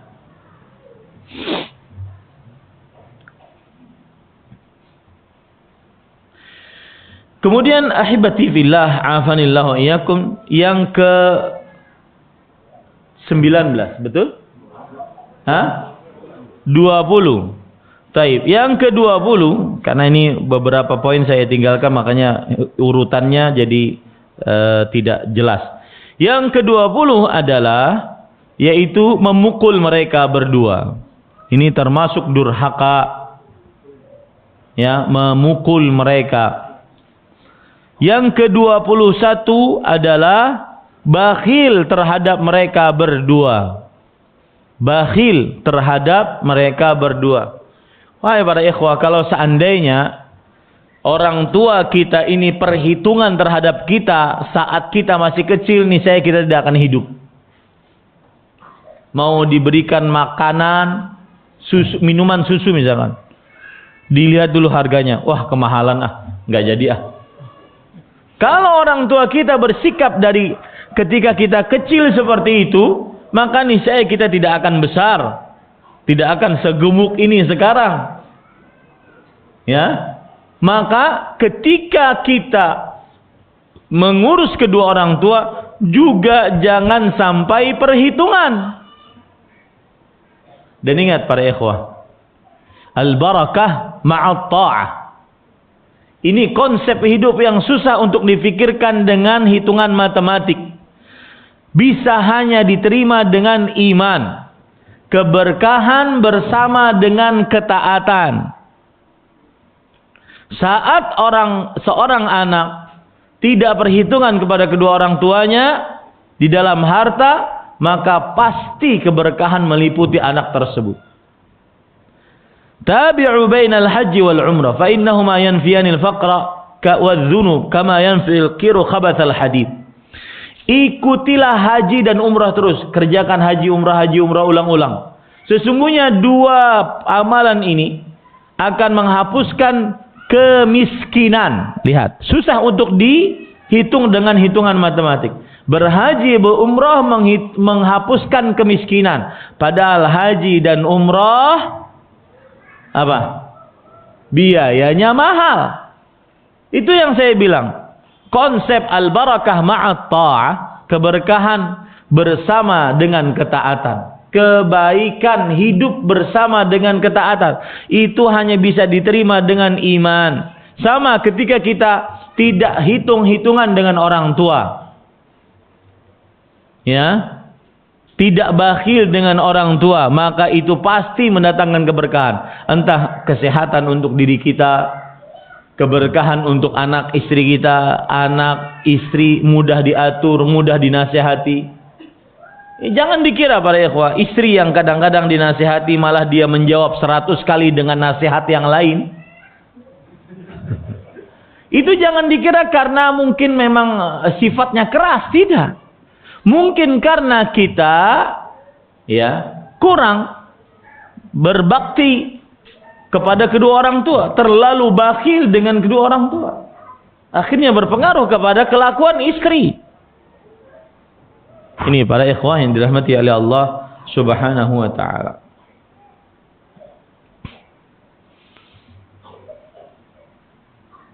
Baik.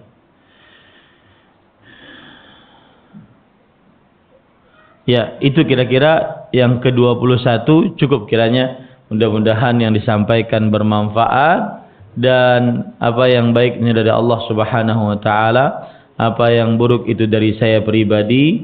Wa sallallahu nabiyana Muhammad walhamdulillahi rabbil alamin.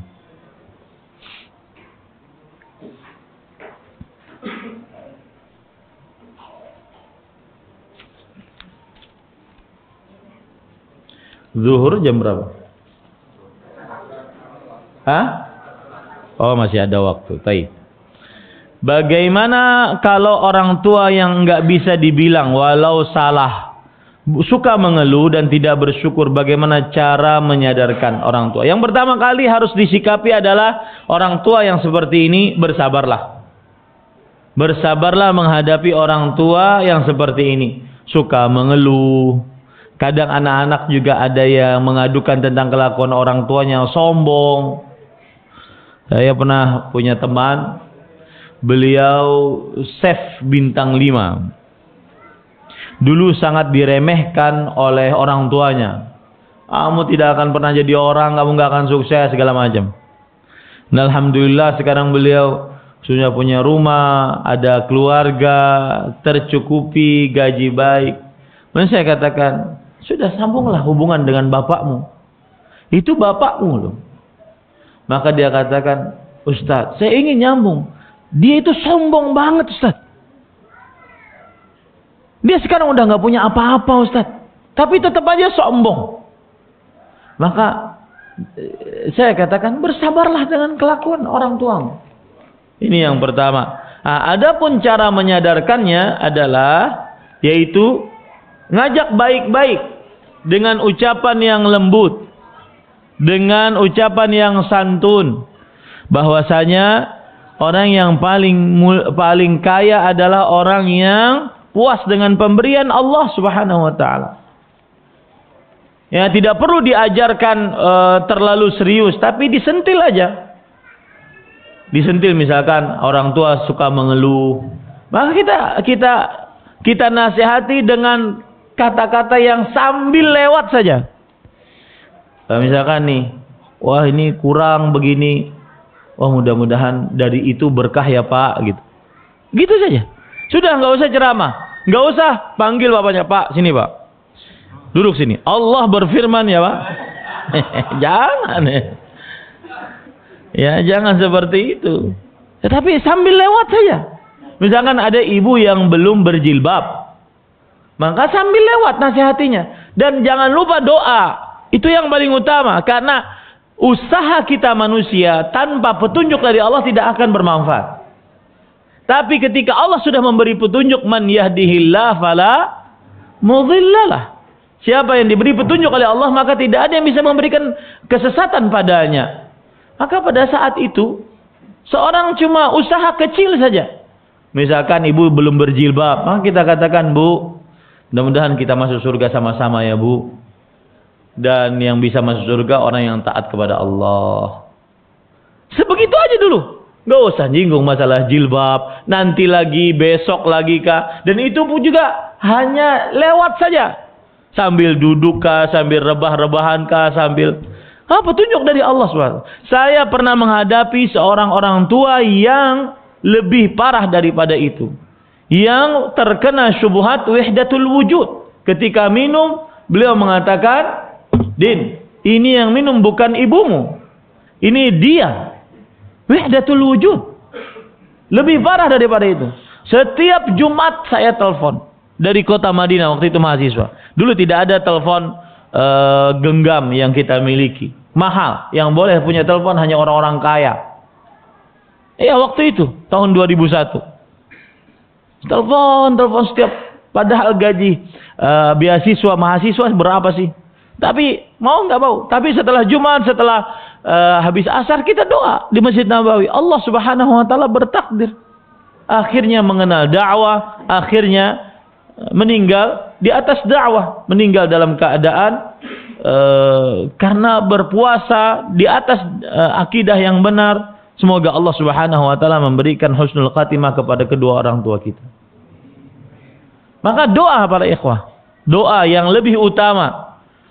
Usaha kita, ucapan kita hanya sekedar usaha. Jika Allah tidak memudahkan, tidak akan bermanfaat. Wallahu a'lam. Dan saya sering ditanya tentang bagaimana mendakwahi orang tua, Ustaz. Maka caranya, lihat surat Al-Isra. Itulah konsep mendakwahi orang tua. Di antaranya adalah wa qadara rabbuka alla ta'budu illa iyyahu wa bil walidaini ihsana imma yablughanna 'indakal kibara ahaduhuma aw kilahuma fala taqul lahumu uff. Yang pertama, jangan katakan kepada mereka perkataan saat mendakwahi. Fala taqul lahumu uff wa la tanharhuma. Jangan membentak mereka saat mendakwahi. Wa qul lahumu qawlan karima. Dan jangan mengatakan kepada mereka kecuali ucapan yang baik. 3. Waqfid lahuma, tawadhu'lah di hadapan mereka. Ini jangan, ibu sih nggak ngaji, saya kan ngaji. Nah, jangan begitu tuh. Ya, ini para ikhwan yang dirahmati oleh Allah. Maka waqfid lahuma janahadzul minar rahmah. Kemudian yang kelima, doa. Itu cara yang ditunjuki dalam Al-Quran ketika ingin mendakwahi orang tua. Wallahu a'lam. Jika kita sedang memberitahu ibu atau orang tua yang awam agama, lalu sang ibu tak kunjung melakukan atau menjauhi larangan tersebut, sedangkan kami anaknya selalu men-share atau memberitahukan ajaran Islam sesuai sunnah yang benar, contohnya dalam menjaga anak, lalu bagaimana kita harus memberitahu orang tua kita agar tidak tersinggung dan berbalik marah terhadap kita? Sama seperti yang sudah saya ungkapkan tadi. Dan ingat, kalau mereka marah, maka kita yang minta maaf. Kita yang minta maaf.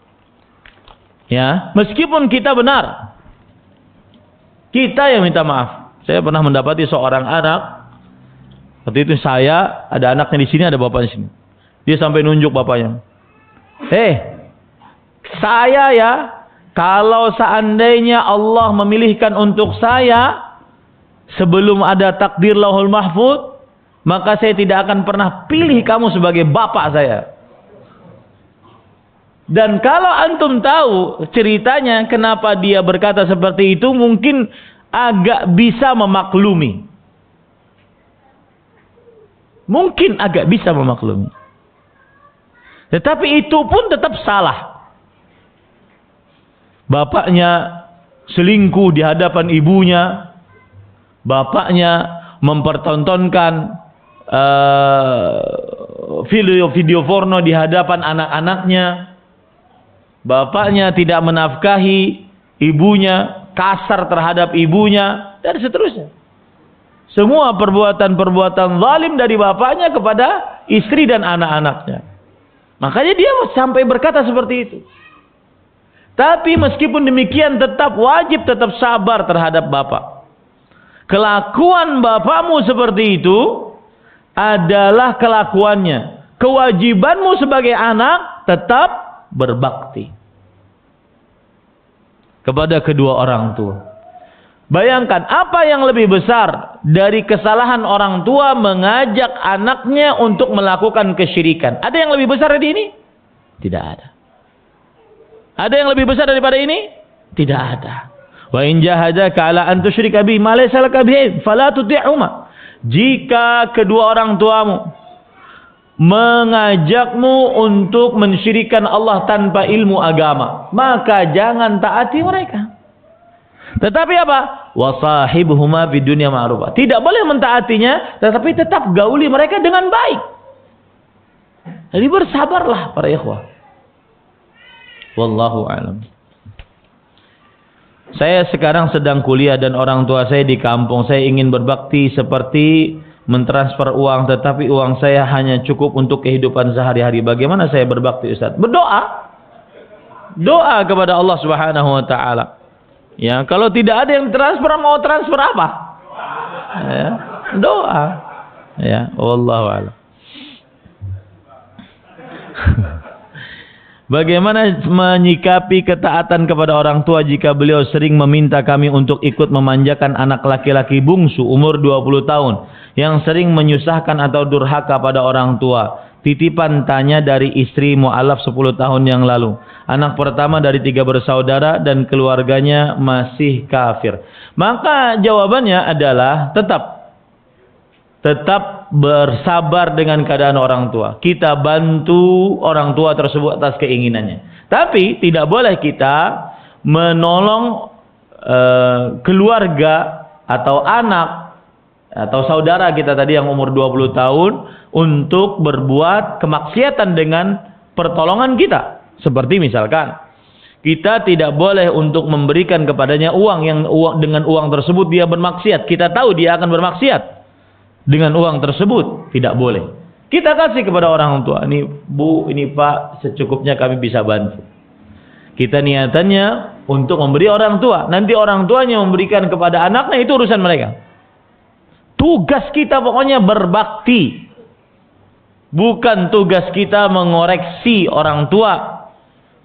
Kalau ingin mengoreksi, nasihatilah dengan baik. Ya, ini para ikhwah, wallahu a'lam.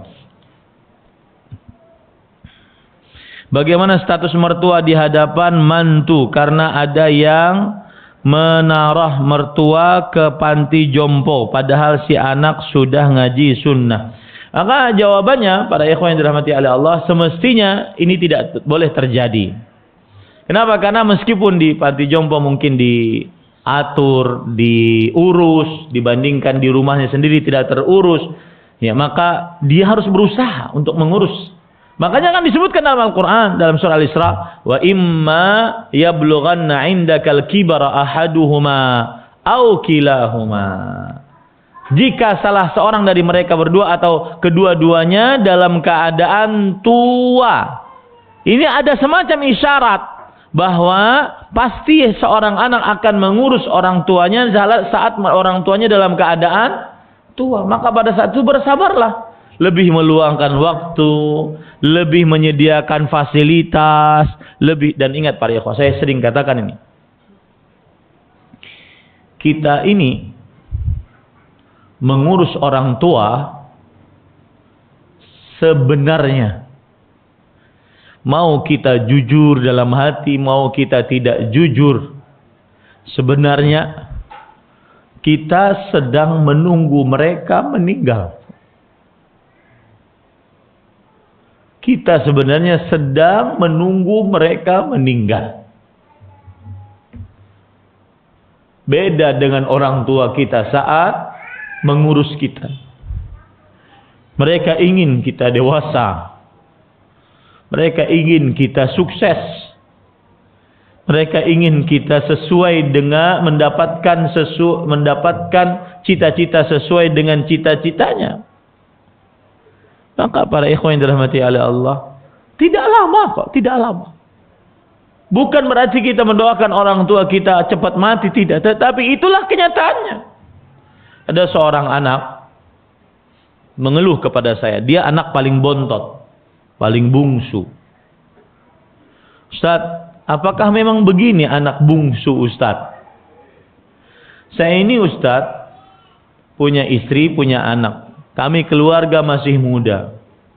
Saya dititipi oleh kakak-kakak saya, ibu saya, untuk saya urus. Karena saya anak yang paling terakhir.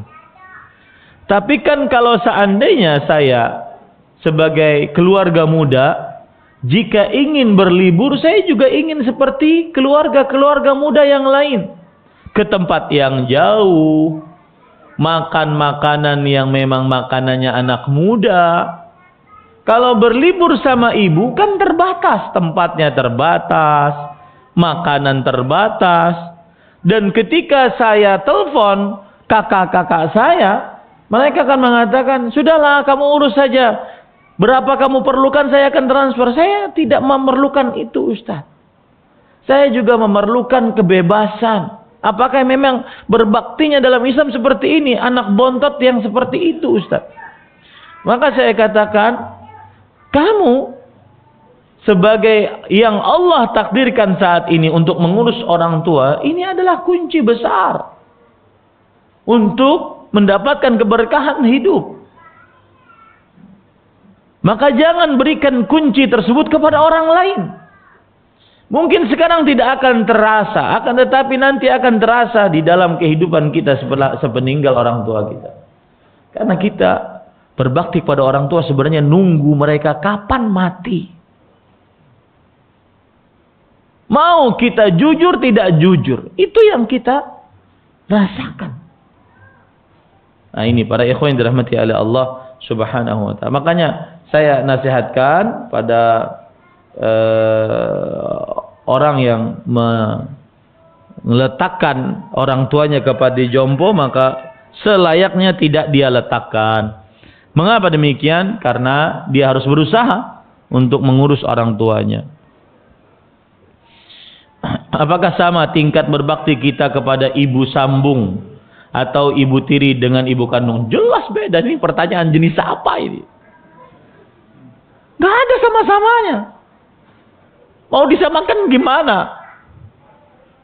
Yang mengandung kita 9 bulan, wahnan ala wahnin, lemah, kemudian ditambah kelemahan, kurhan ala kur, susah, bertambah susah ketika sudah tambah membesar, disamakan gimana? Ini pertanyaan paling aneh ini. Tidak bisa disamakan bakti kita kepada ibu kandung kita dengan ibu tiri kita. Apalagi disamakan dengan ibu mertua kita. Nggak bisa disamakan. Ya, bukan berarti kita tidak berbuat baik kepada ibu mertua, akan tetapi apakah sama? Tidak akan pernah bisa disamakan. Semua ayat dan hadis yang berkaitan dengan bakti orang tua itu adalah orang tua kandung, bukan orang tua tiri, apalagi mertua. Ini para ikhwan yang dirahmati oleh Allah Subhanahu wa taala. Maka kita berbakti atau berbuat baik kepada ibu tiri, bapak tiri, itu hanya karena mereka adalah punya hubungan dengan orang tua kita. Ya, kita berbuat baik kepada mereka karena ada hubungan dengan orang tua kita. Kita menghormati mereka karena kita menghormati orang tua kita. Adapun disamakan ibu kandung, tidak. Tidak akan pernah sama yang menyusui kita dengan yang tidak pernah menyusui kita. Tidak akan pernah sama yang... Saya pernah nanya ke mama rahimahullah, bagaimana saya kecil mah, ketika bayi, apakah menyusahkan mama? Maka beliau jawab, kamu itu kalau tidur harus benar-benar pas tidurnya. Digendong lama, kemudian diletakkan pelan-pelan.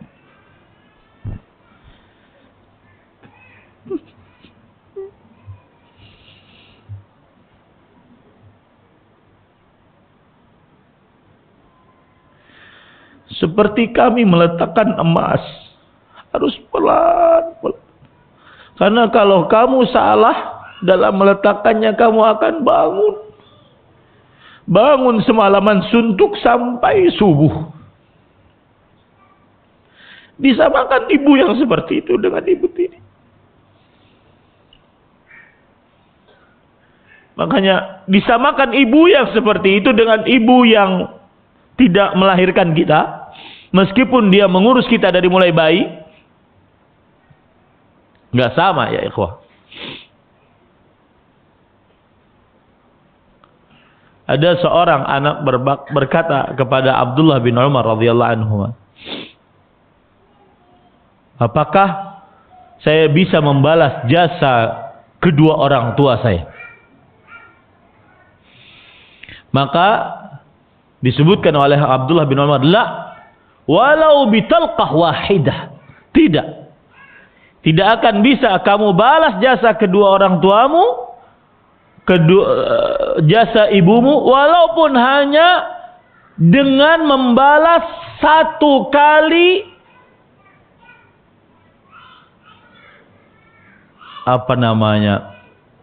ketika seorang ibu mau melahirkan anaknya, dia kan harus ngeden, Pak. Itu antara hidup dan mati. Walau hanya satu kali hentakan dia ingin mengeluarkan kamu, itu saja tidak bisa kamu balas. Apalagi dengan yang lain-lain. Ini heran kadang-kadang saya terhadap seorang anak lebih cinta kepada ibu angkatnya dibandingkan ibu kandungnya. Sadarlah wahai saudaraku. Kamu tidak akan pernah ada tanpa ibu kandungmu.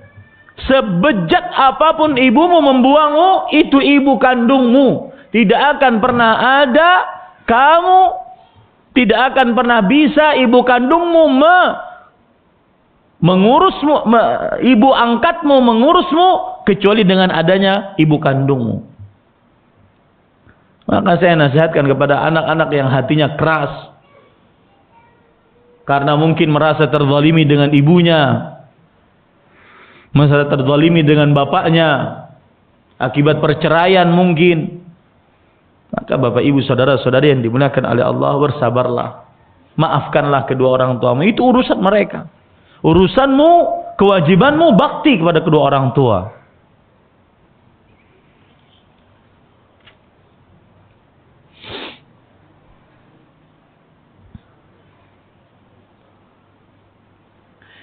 Nah, cukup kiranya karena terlalu panjang. Apa yang baik dari Allah Subhanahu wa taala, apa yang buruk itu dari saya pribadi, kita cukupkan dengan kafaratul majlis. Subhanakallahumma wa bihamdik, asyhadu an la ilaha illa anta astaghfiruka wa atubu ilaik. Wa sallallahu nabiyana Muhammad walhamdulillahi rabbil alamin.